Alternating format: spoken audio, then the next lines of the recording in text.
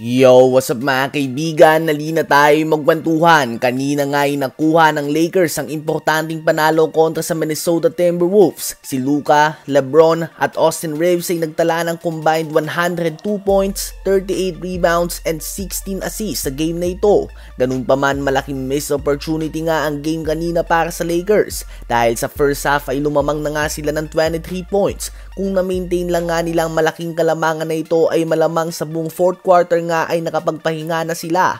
Much needed rest nga ito dahil in less than 24 hours ay magaganap na din ang game nila kontra sa Los Angeles Clippers.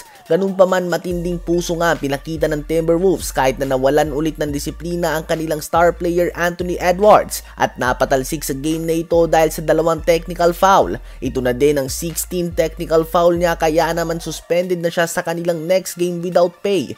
At binato niya pa ang bola kaya naman may multa pa nga ito on top of dalawang technical foul. Kanina nga ay nagsimula ang game ng 7:45 PM sa LA at natapos ito ng 10:20 PM. Natapos ang media session ng 12 AM, ang morning shoot around bukas ay 10 AM to 12 PM at ang warm-up naman ng game ng Lakers bukas ay 4 PM at 7 PM naman ang game time. So ganun na lang nga ka-hectic ang schedule ng Lakers at malakas sa team pa nga ng Clippers sa makakaharap nila.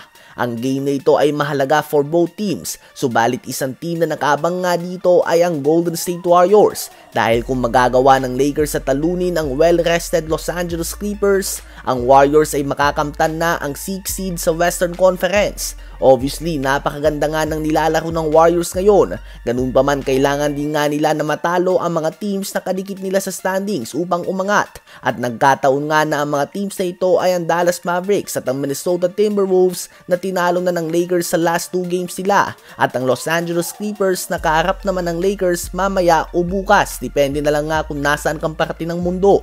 Ganun pa man, hindi nga ito magiging madaling hamon para sa Los Angeles Lakers dahil si Rui Hachimura ay nagtamo ng knee strain injury at most likely ay out siya sa game kontra sa Clippers at malaking kawalan nga ito dahil bukod nga sa kulang sila sa big man sa ngayon, si Hachimura ay nag-average din ng almost 19 points per game simula nang dumating si Luka Doncic sa team.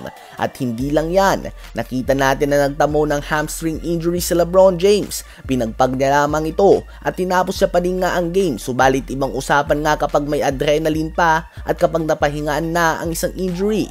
Ayon nga kay LeBron mismo ay okay lang ito sa ngayon, subalit papakiramdaman niya nga daw bukas kung kamusta ba ito pakagising niya. Sa ngayon ay listed as questionable si LeBron James versus Clippers habang si Luka Doncic naman ay natweak niya nga ng konti ang kanyang ankle. Subalit ang concern dito ay ang kanyang calf. Kakabalik na lang nga sa injury at noong huling may back-to-back games ang Lakers ay pinagpahinga niya ang second game. So hindi natin tiyak kung maglalaro ba si Luka at LeBron kontra sa Clippers. Ano ba masasabi niyo tungkol dito?